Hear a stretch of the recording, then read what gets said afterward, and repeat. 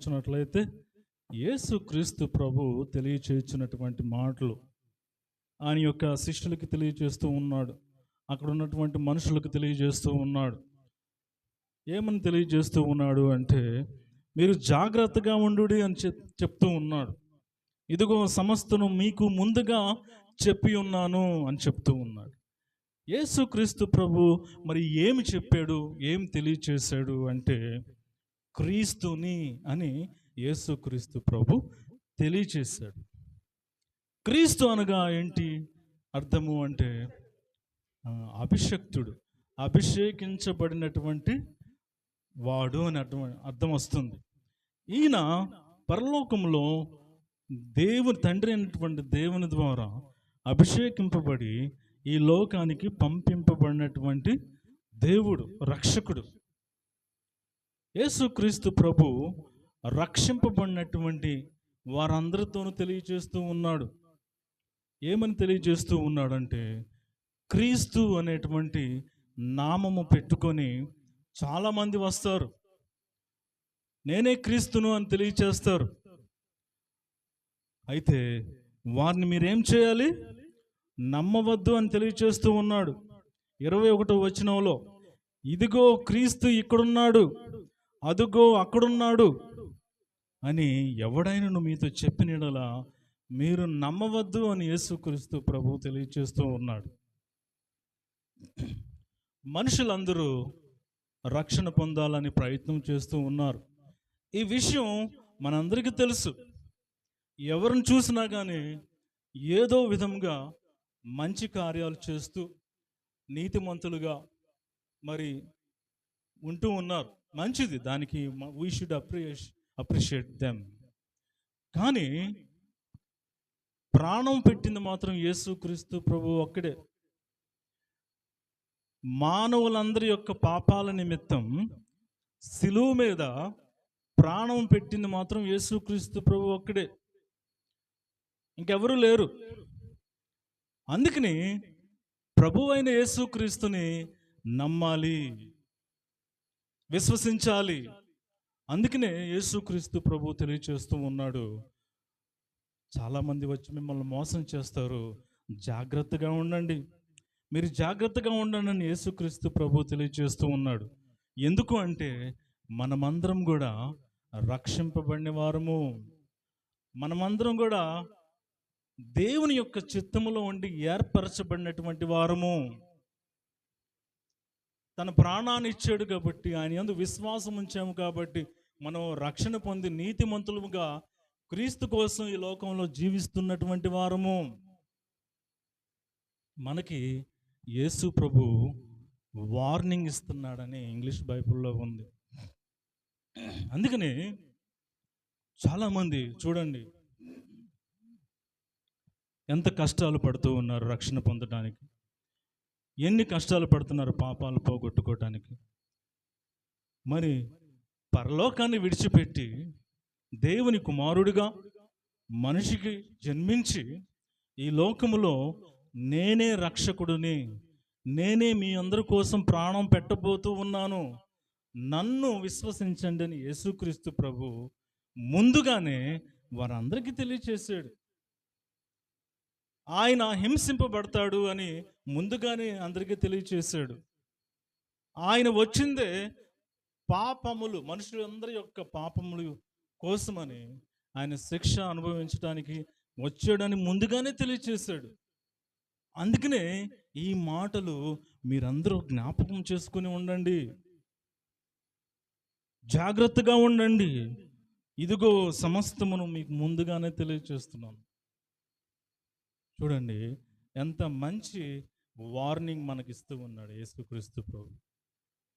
అయితే మరి క్రీస్తు అనేటువంటి మనుషులు వస్తారంట, వస్తారని యేసు ప్రభు చెప్తున్నాడు, నేనే క్రీస్తునని చెప్తారంట, మోసం చేస్తారంట. మరి ఏ క్రీస్తుని నమ్ముకోవాలంటే బైబిల్లో ఉన్నటువంటి క్రీస్తుని నమ్ముకోవాలి, ఎవరెవరో కాదు. ఆయన గురించి యేసుక్రీస్తు ప్రభువు గురించి బైబిల్లో లేఖనముల ద్వారా ప్రవక్తలు ముందుగానే తెలియజేశారు. యేసుక్రీస్తు ఈ లోకంలో జన్మించిన తర్వాత కూడా నేనే క్రీస్తును అని తాను సాక్ష్యం చెప్పుకున్నాడు. అర్థమవుతుందా? క్రొత్త నిబంధన అంతా కూడా యేసుక్రీస్తు ప్రభు చెప్పింది, నేను దేవుని కుమారుణ్ణి, నా యందు విశ్వాసం ఉంచండి అని చెబుతూనే ఉన్నాడు. ఇంకా ఆయన మరణము సమీపం కావస్తూ ఉన్నది, అందుకనే జాగ్రత్తగా ఉండండి అని యేసుక్రీస్తు తెలియచేస్తూ ఉన్నాడు.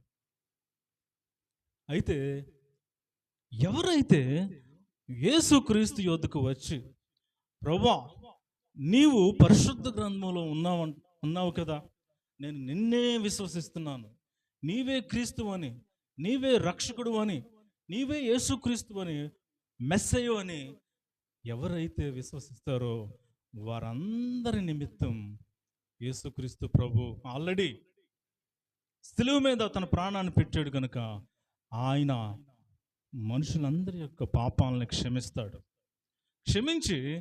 క్షమించటం అంటే మానవులందరి యొక్క పాపాలని తన పరిశుద్ధమైనటువంటి రక్తంలో కడిగేస్తాడు. తొడవుడు ఆయన. ఇన్సఫిషియెంట్గా ఆయన తన రక్తాన్ని కార్చలేదు. భూమి మీద జన్మించే ప్రతి మానవులందరి కోసమని యేసుక్రీస్తు తన ప్రాణాన్ని పెట్టి తన రక్తాన్ని కార్చాడు. అది మనుషులందరికీ సరిపోతుంది. ఎన్ని పాపాలు ఉంటాయో అన్ని పాపాలకి సరిపడే రక్తాన్ని ఆయన ఆ రోజు చిందించాడు. అందుకని మానవుల యొక్క పాపాన్ని కడుక్కోవాలంటే బైబిల్ పరిశుద్ధ గ్రంథంలో ఉన్నటువంటి యేసుక్రీస్తు ప్రభువుని విశ్వసించాలి. ఎందుకు అంటే ఆయన పరిశుద్ధుడు, పాపము లేనివాడు, ఆయన జన్మ పరిశుద్ధమైనది. ఈ లోకములో దేవుడు మానవుల నుంచి ఏ పరిశుద్ధతను కోరుకున్నాడో ఆ పరిశుద్ధతను మానవుని స్వరూపములో వచ్చి తండ్రి అయినటువంటి దేవునికి ఆ పరిశుద్ధతను గిఫ్ట్గా ఇచ్చాడు. మానవులు ఎవరికీ లేదు పరిశుద్ధతను ఇచ్చేటువంటి శక్తి, అని యేసుక్రీస్తు ప్రభువుకు మాత్రం ఉన్నది. అయితే యేసుక్రీస్తు ప్రభు ఎవరినైతే ఏర్పాటు చేసుకుంటాడో వారందరినీ పరలోకానికి తీసుకువెళ్ళిపోతాడు అని ఇక్కడ మనం చూస్తే 26వ వచనం, అప్పుడు మనిషి కుమారుడు మహాప్రభావంతోనూ మహిమతోనూ మేఘారూఢుడై వచ్చుట చూచెదరు.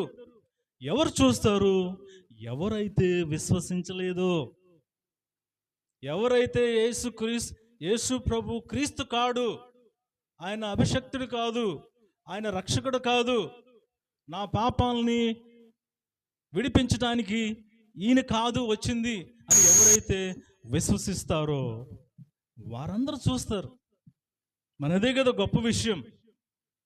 తనను తాను నిరూపించుకునేటువంటి దేవుడు, సత్యం కలిగినటువంటి యేసుక్రీస్తు ప్రభు.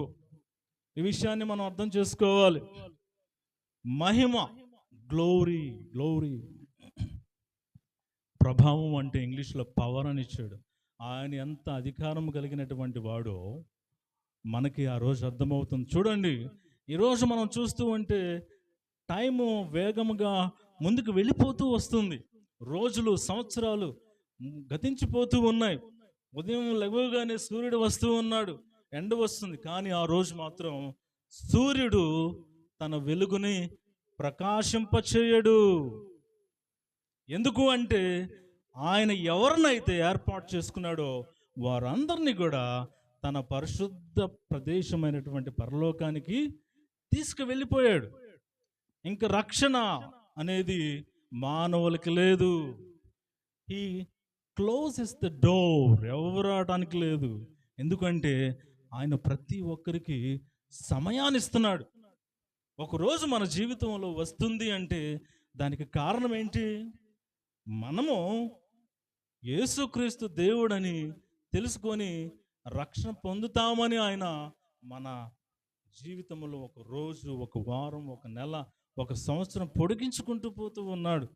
ఈ విషయాన్ని మరి ఎవరు దొంగిలిస్తూ ఉన్నాడు అంటే శత్రువైనటువంటి సాతాను మనుషుల్ని పడుతూ ఉన్నాడు. ఇది అసత్యం అని తెలియచేస్తూ ఉన్నాడు.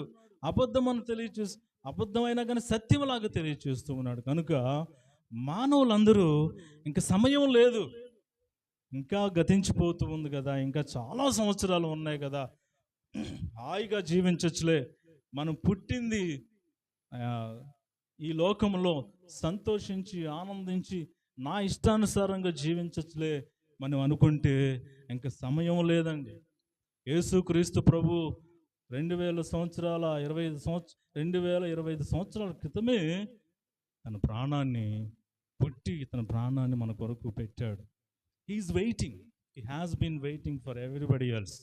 ప్రతి ఒక్కరి కోసం ఆయన ఎదురు చూస్తూ ఉన్నాడు, ఎవరు నశించిపోకూడదని. నా యొక్క ప్రదేశానికి రావాలి. ఆయన ఇవ్వాల్సిందంతా కూడా ఇచ్చేసాడు. ఇంకా ఆయన ఇవ్వడానికి ఏమీ లేదు, ఆయన పెట్టాల్సిందంతా పెట్టేసేసాడు. కానీ మనమే ఆలస్యం చేస్తూ ఉన్నాం. అటుపోతున్నాం, అక్కడెక్కడో ఉన్నాడు, ఇక్కడెక్కడో ఉన్నాడు అని అటు ఇటు తిరుగుతూ సమయాన్ని ఆలస్యం వేస్ట్ చేస్తూ ఉన్నాం. అందుకనే గుర్తుంచుకుందాం, యేసుక్రీస్తు ప్రభు మాత్రమే రక్షకుడని.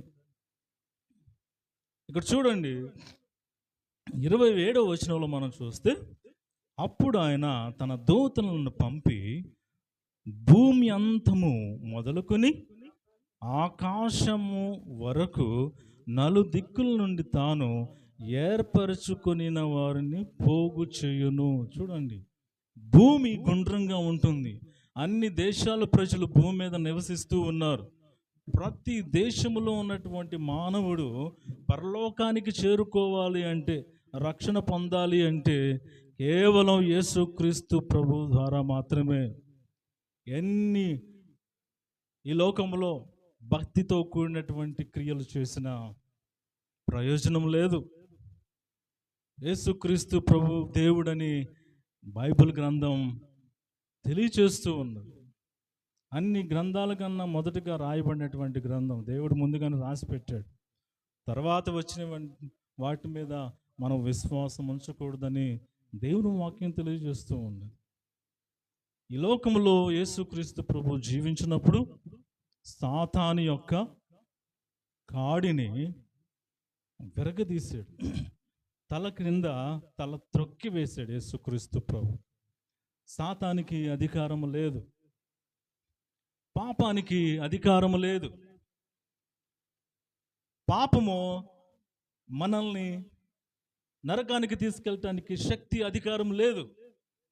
ఎందుకంటే మనందరి కొరకు, మనందరి పాపపు శిక్ష కోసమని యేసుక్రీస్తు ఆ పెనాల్టీ సిలువ మీద పే చేశాడు. ఆ నష్టాన్ని అంతటిని కూడా మనకు బదులుగా యేసుక్రీస్తు ప్రభు మరి ఆ రోజు చెల్లించాడు. ఆయన పొందినటువంటి శ్రమలు మనం అర్థం చేసుకోండి, ప్రయత్నం చేస్తే ఘోరమైనటువంటి శ్రమలు యేసుక్రీస్తు ప్రభు ఆ రోజు పొందుకున్నాడు. దేవుని కుమారుడు పరలోకములో ఎల్లప్పుడూ దేవదూతలను ఆయన్ని పరిశుద్ధుడు పరిశుద్ధుడు పరిశుద్ధుడు అని నిరంతరము రేయింపగళ్ళు ఆయన్ని దేవుడిగా కొలుస్తూ స్తుతిస్తూ ఆరాధిస్తూ ఉన్నారు పాటలతో.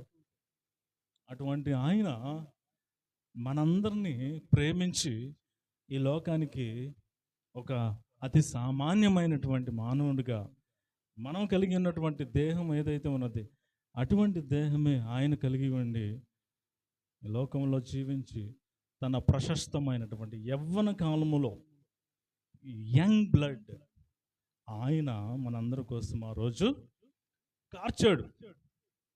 ఎన్ని శ్రమలు మనం జ్ఞాపకం చేసుకోవాలి. ఆ శ్రమల ద్వారానే మన పాపాలకి స్వస్థత కలిగిందని దేవుని వాక్యం తెలియజేస్తూ ఉంది.